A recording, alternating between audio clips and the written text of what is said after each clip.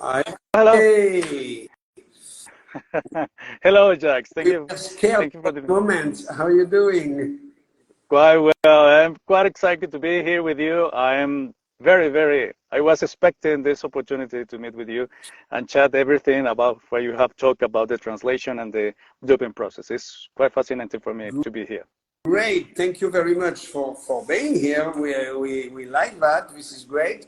So, do you want to introduce yourself briefly? What do you do? Where are you based? What's your main expertise? And after we'll ask some question and we'll discuss a little bit. Yeah, excellent. Right. Well, my name is Juan Uño. I am a native Mexican translator. I translate from English into Spanish only. We in the translation industry. You must be native in your language to be working as translator. Great. I am. My background is an automotive technologist and later as an industrial engineer. By things in life, certainly I became a translator in 2005 approximately. And since then, I have not stopped it. And I touched the voiceover industry because sometimes in the translation industry, it's quite common that the translation providers are requested to translate scripts.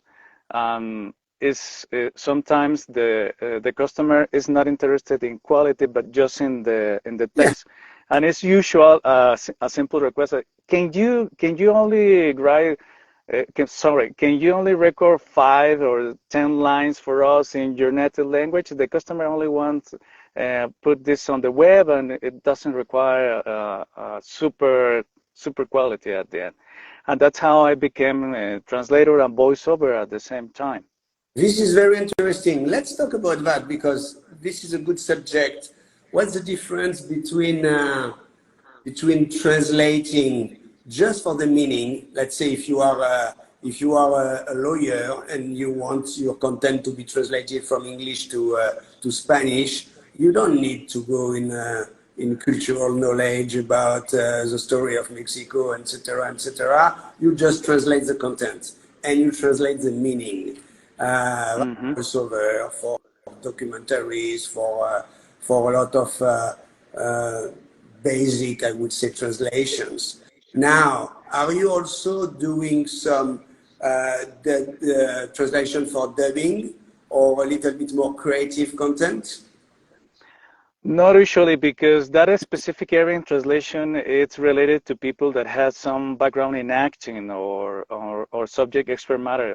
In my case, I am a technical translator. I usually translate the script for voiceovers, but I know a little bit about dubbing. For instance, there is a famous case here in Mexico about the movie Yeah. Shrek, the first one. It's a complete hit nowadays. I just saw yesterday at Netflix. It's at the top 5 in the place number 3. Imagine that movie it's considered an old movie, an old animation movie, but it still is a hit in Mexico. Why? Because the people that created the localized version for that movie uh, took apart all the all the all the jokes for the donkey that was performed by Eddie Murphy, as many people know, Yeah.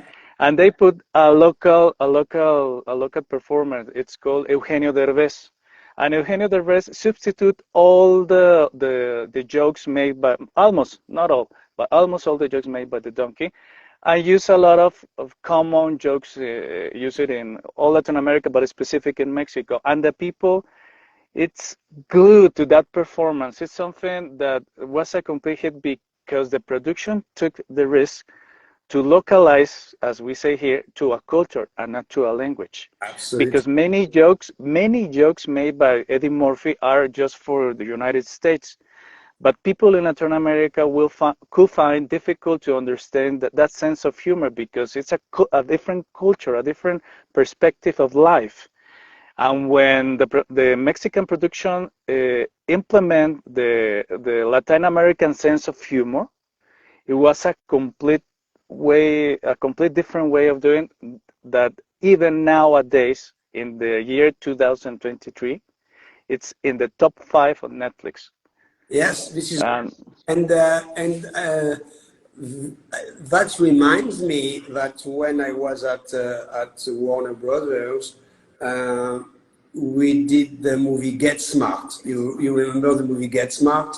It was a TV series, and after we had the movie, and for the dubbing in Latin Spanish, we took the original voice, Mr. Arvizu from Mexico, and his brother Ruben as a translator, and we did specific Mexican versions Mm-hmm. with all the jokes and the slang from Mexico.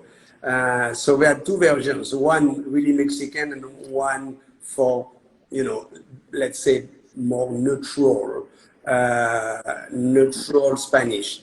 And I did the same thing for the movie Storks, which was the last movie I did for Warner Brothers before I left the company.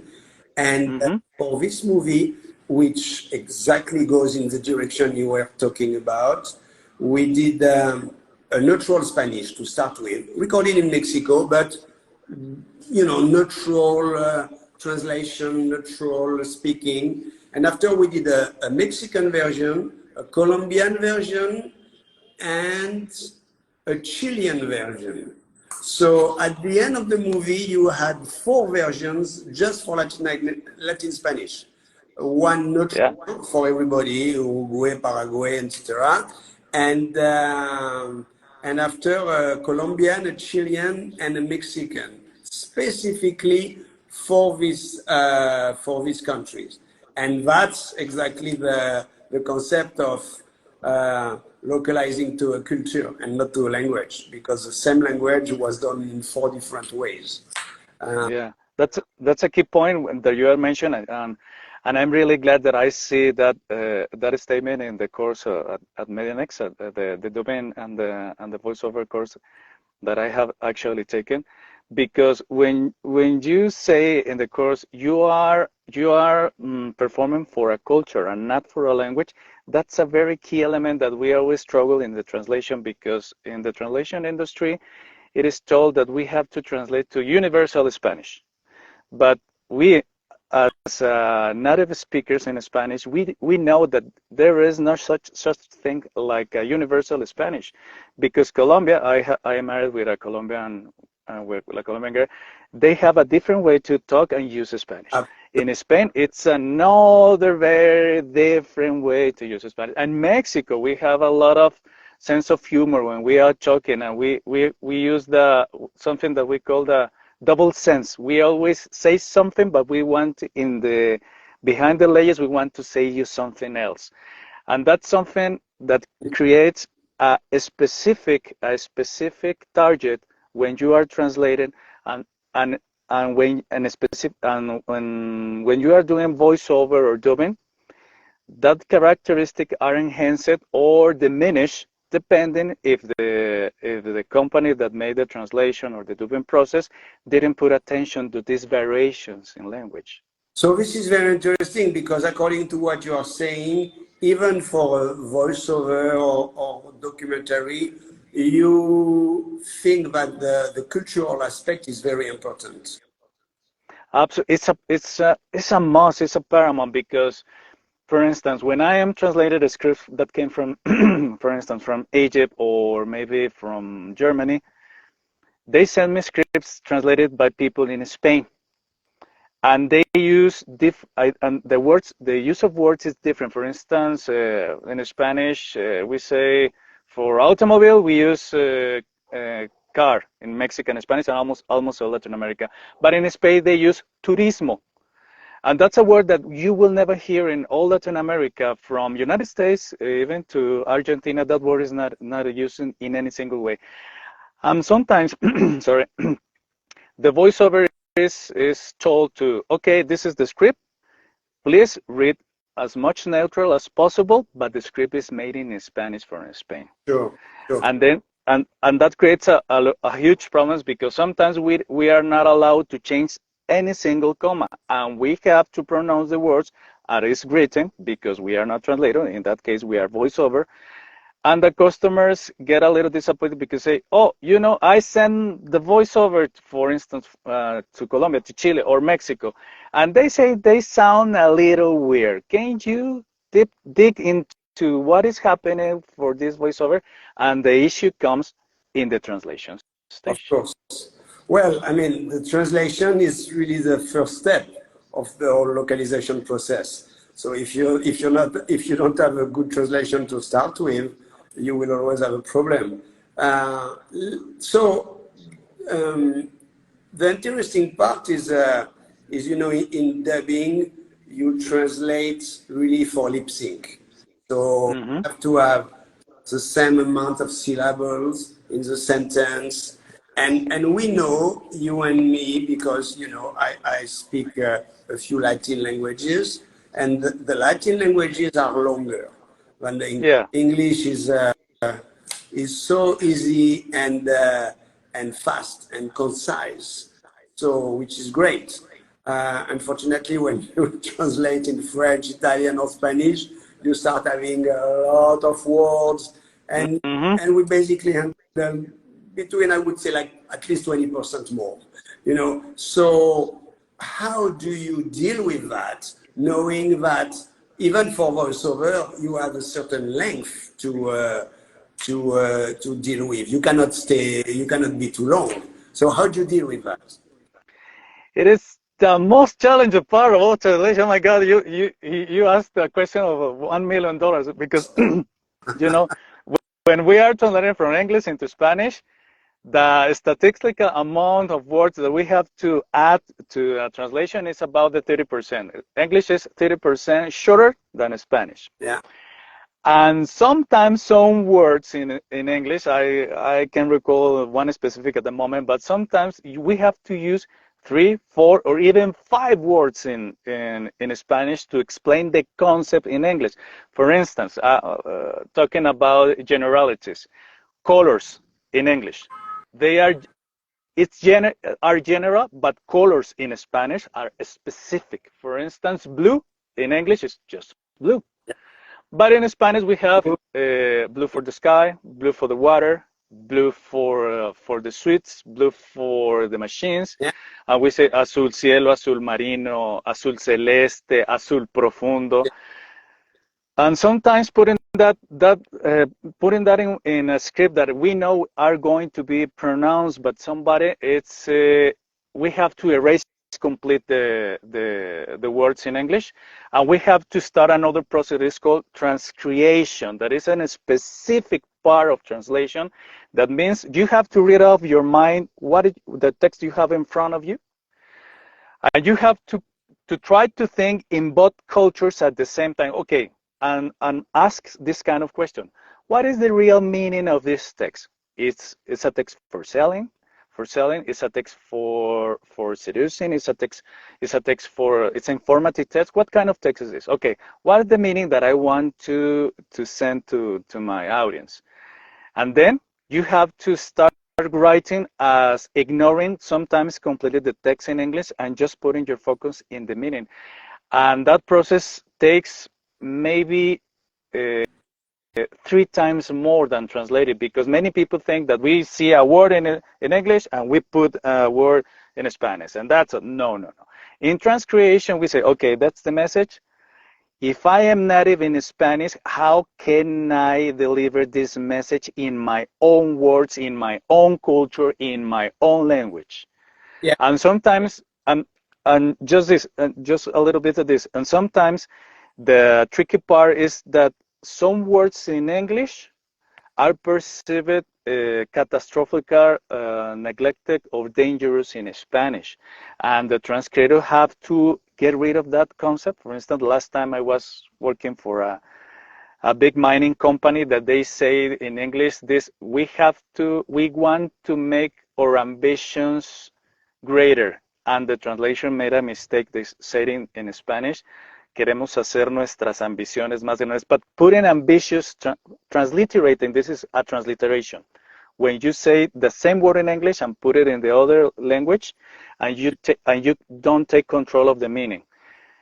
And the voiceover was already done.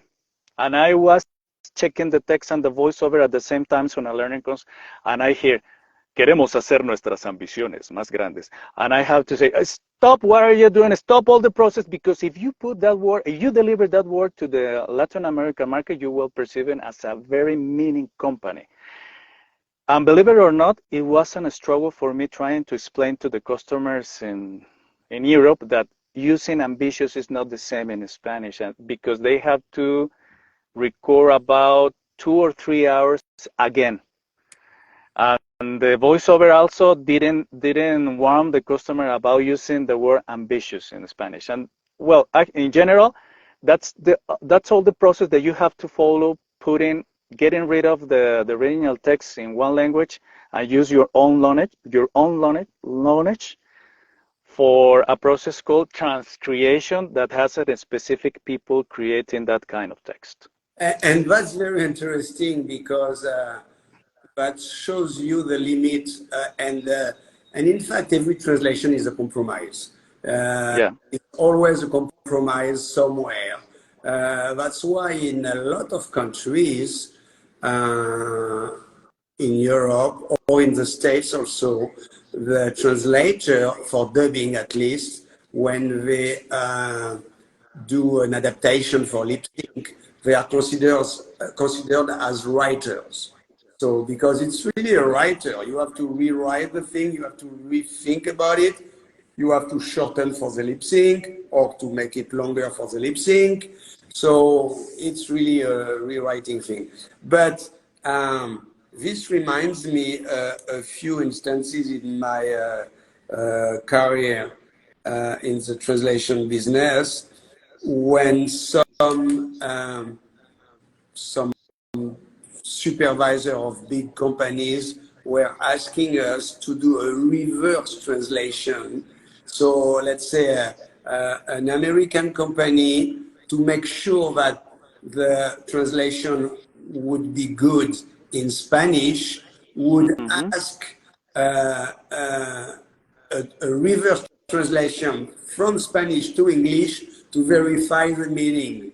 And when you know that it's already a compromise to go in one direction, when you go in another time in the opposite direction, you can end up with completely different text. Yeah, completely. And that's unfortunate, but this practice is probably not used anymore. But I saw that a few times, and I was always wondering, why do we do that? Because that doesn't make any sense, to retranslate in the other direction. That doesn't mean anything. So tell me, let's talk 2 minutes about the Dubbing Academy, and why did you do the course? Why did you do the voiceover course as a translator? What did it bring to you? Well, for me, because it's my passion. Voiceover is my passion. Oh, that's good. It's something that I really love. As with a little background in engineering, I started to reading, researching, getting gear, and I found completely fascinating this world of voiceover. I started creating my collection of mics for voiceover, for podcastings, my preamps, and everything in between. Right. Getting the knowledge about the difference in the mic levels, line levels, tube amplification, and everything in between. Actually, this vocal booth that I am here chatting with you right now, I made by myself. I have to learn some woodworking, and I did it by myself, and I really enjoy it. For me, it's fascinating, the world of audio, because translating and communicating by text, it's something interesting indeed, but it's quite challenging, and I don't feel that I am the most passionate man about it. But when I am translating for a script for voiceover, that's a complete work for me. It's something that I feel it's inside of my DNA, because I want to deliver with the same tone, with the same voice. And when I found the Dubbing Academy, I found a course that is not because you are here with me right now. I found a course that is taking many different courses that I have taken, because I started my training on local radio stations with this joker, with professional dubbing actors. It was very challenging, and all the subjects are are concatenated, are in this, and just in one single place in the Dubbing Academy. If somebody that is watching us right now and is thinking about taking or not the Dubbing courses in the Dubbing Academy, I really endorse 100% because it's a course that is giving you a little bit of technical elements for start recording. It has a good stress in the amount of acting that you have to put when you are performing voiceover. It's something relief for me when you started to explaining that you are localizing to a culture, not to a language. When you have to stress the message, when you have to you have to put your voice, your tone high or low, and how you create different characters with one single person. Actually, I write my own scripts for tales for kids, and I play with my voice. But after taking the dubbing course, I found more. I found more knowledge that I can put in my practice in every day. I really endorse that course because in my personal experience I have to take or four different courses with two or three different entities, for instance actors, another with DJs, and everything together, at least in a simple step, are in the Dubbing Academy. And it was fascinating for me when I take all the courses. And this is the first course that everybody in the voiceover had to take to understand this vast universe of performing, acting, and recording. Yeah, well, thank you very much for your kind words. I really appreciate that. I spent practically 1 year writing the content of the course, so at least it was worth it. But thank you for that. Yes, you know, for me, the Dubbing Academy is more like a recap of everything. A little bit of technique, of creative, a little bit of, but it's not the end. This is the basics, and after you have to rehearse and you have to practice. I don't know if you are a musician. I'm a musician, and in the dubbing world, you have a lot of musicians.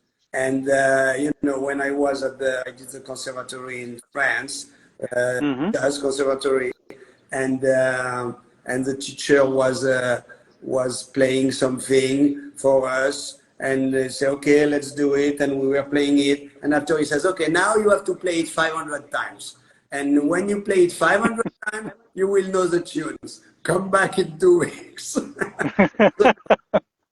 So that was the concept, and the Dubbing Academy is that it's not that when you finish the course you know everything. Yes, you know the concept, but you have to work. I like to say that to people so they don't expect to have everything ready in one hand. And we have a message from Dami, who is saying that yes, this is true. You have to do adaptation. Is doing English to Yoruba language, and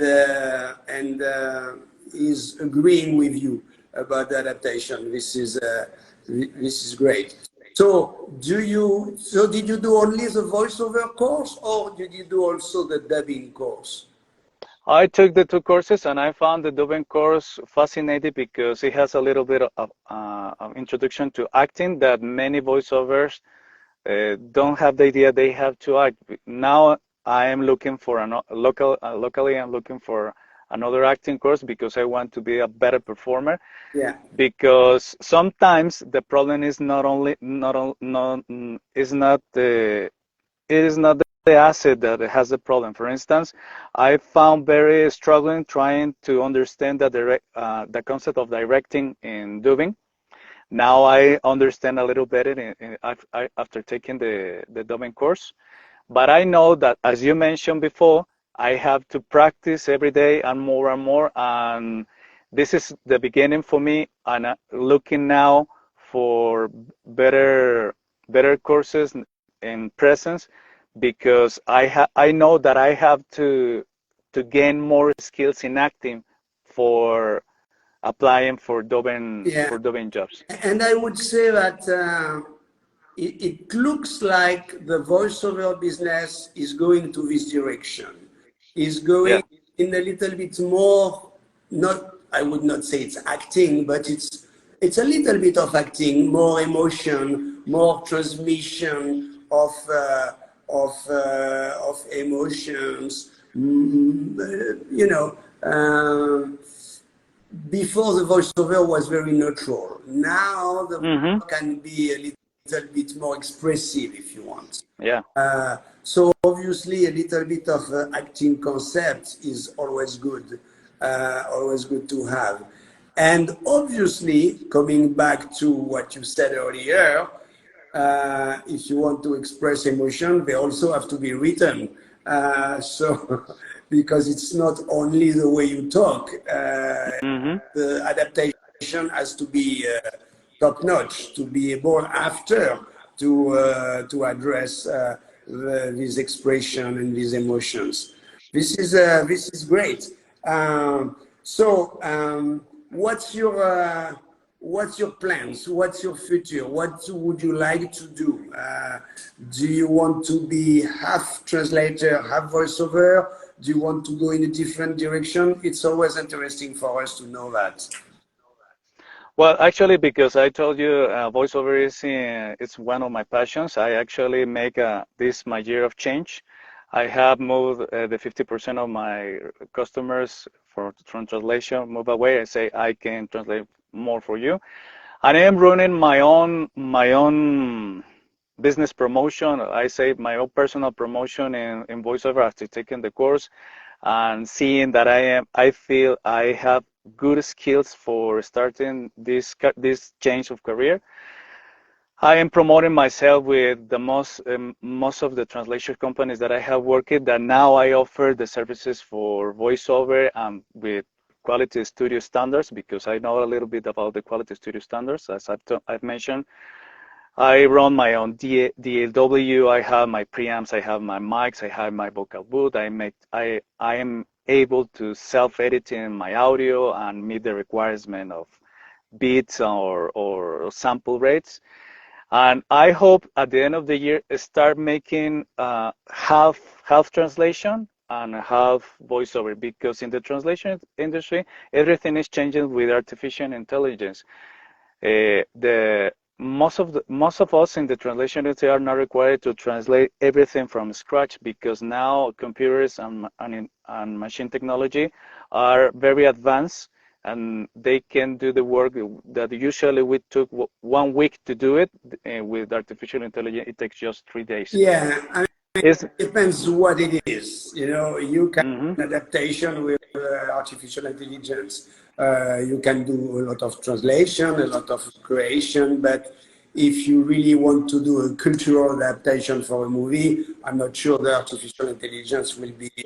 And I just published some articles about artificial intelligence. So I think it's something that's going to happen, but I think it's something that needs to be handled carefully and to be used wherever it can help, not necessarily to replace. That's a big difference for me. Interesting. So we'll be obviously very happy to help you because you have a good voice. Thank you. You have, and I'm sure you can even go deeper than that. So you have already a good, strong voice, and congratulations on doing your own studio. This is great. By the way, just a last question about your recording studio. Are you using also Studio Next, or are you just using different software like Pro Tools, etc.? Because as you saw in the academy, all the assessments are done on Studio Next, and for an adapter, for a translator, to be able to you can now write the translation directly in Studio Next and just voice over it. So you have the tools to do both part of the system, of the process, sorry. So you can write in Studio Next your adaptation, see where it fits in terms of sync, and and say it. Do you use Studio Next for recording? Yes, and I would like to be open publicly because that software is amazing. Oh my God, it's when I say, because TransPerfect is one of my main customer right now. TransPerfect, the main company that is owner of the Dubin Academy and MediaNext. And actually, I received several assessments from Poland about the advanced use of Studio Next. And I find quite fascinating the concept of the rhythm band. This doesn't exist because one doesn't exist in other DAWs, because once I have to make a dubbing process for a customer in France, and I have to do it in Adobe Audition. I have to make the change to start the dubbing in Adobe Audition with a script on my hand, the video in Adobe Audition, and trying to make the lip sync. It was a nightmare, a complete nightmare. And when I found Studio Next, the rhythm, I say, I have to research where I can find this. And telling you that the Rhythmo band was invented in France in the 30s. So this is pretty old system, but nobody knows it. Only the French are using that. And I try to really push people all over the world to use that, because the Rhythmo band is a great system. It's an ancestor of the karaoke. So everybody loves the karaoke, but they don't know that the karaoke is the son of the Rhythmo band. This is very funny. But the rhythm band is something that doesn't exist in Pro Tools. It's very different. Many people say, "Oh, we always make our job in Pro Tools, and we are the top-notch people." Making dubbing in Pro Tools is almost a nightmare. In Adobe Audition, it's another nightmare. But when you see Studio Next and you follow the rhythm band and the font size changing to telling you it's a long test or shorten it to say you have to speak fast. I say, oh my God. I say, oh my gosh, I need to find where I can find my copy of this, because Studio Next is it's a proprietary software right now, as I have been told. But that's great, because, and I'm glad you feel this way, because I think it's a great system, and the relation between what you see and what you are saying, it's really great, and it's so natural for people. You don't even have to think about it. So you just see and you say it. This is great. We have an auditor online, Event Focus Biz.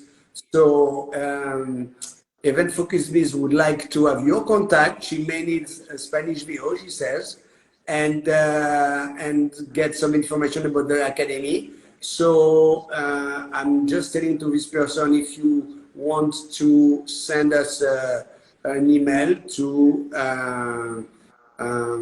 Dubbing Academy.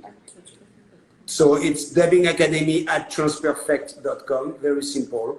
Dubbingacademy@transperfect.com, or you find on the Transperfect website, you will find us. Send us your address, and we'll put you in contact. This is great, because I like to talk with people. And she's giving us her home page. So we'll contact you. This is great, because as fun as it is to talk to you and to talk to different students, it's always good to put people in contact and to generate a little bit of business. So I'm very happy to see some interaction.